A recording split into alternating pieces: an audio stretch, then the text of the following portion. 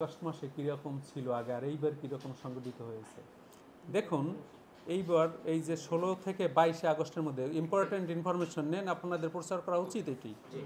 কারণ আমাদের 19 আগস্ট ফেনীতে সবচেয়ে ভয়াল কালের আপনারা রিপোর্ট করেছেন, সোশ্যাল মিডিয়া এবং অন্যান্য মিডিয়ায় ব্যাপকভাবে প্রচারিত হয়েছে। ফেনীতে সত্যিকারেই তো 10 থেকে 12 ফুট উচ্চতার পানির প্রবাহ আমরা সোশ্যাল মিডিয়া এবং আপনাদের মাধ্যমে জানতে পেরেছি।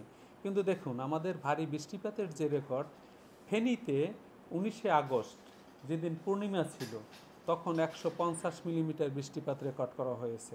কিন্তু আপনাদের কাছে উল্লেখযোগ্য যে এই 2রা আগস্ট 1982 সালে 280 মিলিমিটার বৃষ্টিপাত রেকর্ড করা হয়েছে। 1948 সাল থেকে 2024 সালের মধ্যে সবচেয়ে বেশি বৃষ্টিপাত হয়েছে ফেনীতে 2রা আগস্ট 1982 সালে। তখন ছিল 280 মিলিমিটার। তখন এই ধরনের পরিস্থিতি তৈরি হয়নি। এখন সেই জন্যই আমরা বললাম যে এই যে 130 মিলিমিটার বৃষ্টিপাত 1982 সালে হওয়ার পরও ফেনীতে কিন্তু ব্যাপক পরিস্থিতি তৈরি হয়নি।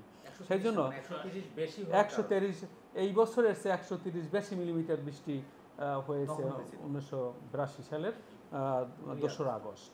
এখন দেখেন আমাদের যে এই যে বৃষ্টিপাত হলো 16 থেকে 22 আগস্ট পর্যন্ত ফেনীর বৃষ্টিপাতকে যদি আপনাদের সাথে আমরা বর্ণনা করি যে মোট 435 মিলিমিটার বৃষ্টিপাত রেকর্ড করা হয়েছে ফেনীতে, অর্থাৎ 16 থেকে 22 আগস্ট পর্যন্ত। এটাকে যদি আমরা উচ্চতায় কনভার্ট করি তাহলে এটা হয় আপনার 17 ইঞ্চি বৃষ্টিপাত। সুতরাং 17 ইঞ্চি যদি ফেনীতে বৃষ্টিপাত হয় স্থানীয়ভাবে, সেই বৃষ্টিপাত কখনোই ফেনীতে বন্যা পরিস্থিতি তৈরি করতে পারে না। কেন করবে? এই জন্য আমাদের অ্যাসেসমেন্ট যে ফেনীর কথা আরও অনেক সব স্টেশনে আমাদের রেকর্ডছে।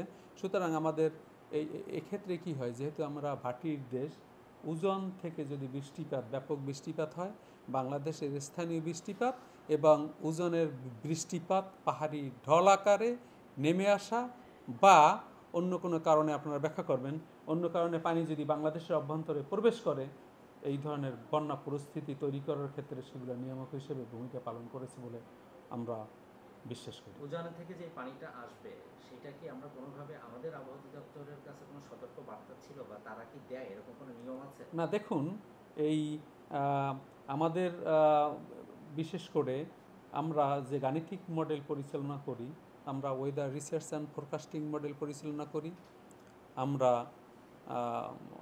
European centre for medium range weather forecast, যেটা সারা পৃথিবীতে উন্নত বিশ্ব যে গাণিতিক মডেল ব্যবহার করে, বিশেষ করে ইউরোপিয়ান ইউনিয়ন এবং ইউএসএ, সেই মডেল আমরাও ব্যবহার করি, একই মডেল।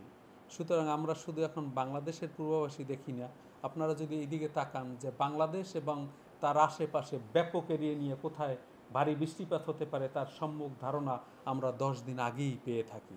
ইভেন আমরা গাণিতিক মডেলের মাধ্যমে 16 দিন আগ পর্যন্ত আমরা কোন এলাকায় ভারী বৃষ্টিপাতের প্রবণতা আছে, হয়তোবা 72 ঘন্টা পর্যন্ত পূর্বাভাসটা খুবই গ্রহণযোগ্য, তার অনিশ্চয়তা সবচেয়ে কম, কিন্তু অনেক আগ থেকেই তো আমরা সম্যক ধারণা লাভ করতে পারি। সেই কারণেই আমরা আমাদের দীর্ঘমেয়াদী পূর্বাভাসে আমরা কিন্তু বলেছিলাম যে এ মাসে দেশের উত্তরাঞ্চলে, পূর্বাঞ্চলে এবং দক্ষিণ পূর্বাঞ্চলে বন্যা পরিস্থিতি তৈরি হতে পারে। এবং সের আলোকে আমরা যখন দেখলাম যে ত্রিপুরা, আসাম, মিজোরাম, মেঘালয় এবং বাংলাদেশের অভ্যন্তরে ভারী বৃষ্টিপাত হবে, আমরা তো অন্য রাষ্ট্রের ভারী বৃষ্টিপাতের সতর্কবার্তা দিতে পারি না। সেই কারণে কিন্তু আমরা আমাদের অভ্যন্তরীণ বৃষ্টিপাতের ভারী বর্ষণের সতর্কবার্তা আমরা 16 তারিখ থেকে শুরু করেছি। 19 তারিখে আবার তার আপডেট দিয়েছি এবং 22 তারিখে পুনরায় আপডেট দিয়ে আমরা জনগণকে অবহিত করেছি। আরেকটু পেঁচাবো, পেঁচান। সেটা হচ্ছে, ধরেন আপনারা বললেন যে 1982 সালের 2 আগস্ট 280 মিলিমিটার বৃষ্টি হয়েছিল। 16 থেকে 22 আগস্ট পর্যন্ত আপনারা টোটাল গড় করেছেন 435, আর 19 আগস্টে সর্বোচ্চ 150 মিলিমিটার বৃষ্টি হয়েছিল। তার মানে এটাতে প্রমাণিত হয় যে বাংলাদেশের অভ্যন্তরীণ যে বৃষ্টি হয়েছে সেইটার কারণে এত পানি বাড়ার কথা না। হ্যাঁ, পাশাপাশি আপনার কথাটা হচ্ছে খুব স্বাভাবিক যে উজানের ঢলের পানিটা এসেছে। আপনারা যে সতর্কবার্তাটা দিয়েছেন সেটা হচ্ছে, যেহেতু আপনি অন্য দেশের সতর্কবার্তা দিতে পারছেন না, আপনারা যেটা দিয়েছেন সেটা হচ্ছে আগস্ট মাসে মৌসুমি ভারী বৃষ্টিজনিত কারণে দেশের উত্তরাঞ্চল উত্তর পূর্বাঞ্চল এবং দক্ষিণ পূর্ব জায়গায় স্বল্পমেয়াদী বন্যা পরিস্থিতি হতে পারে।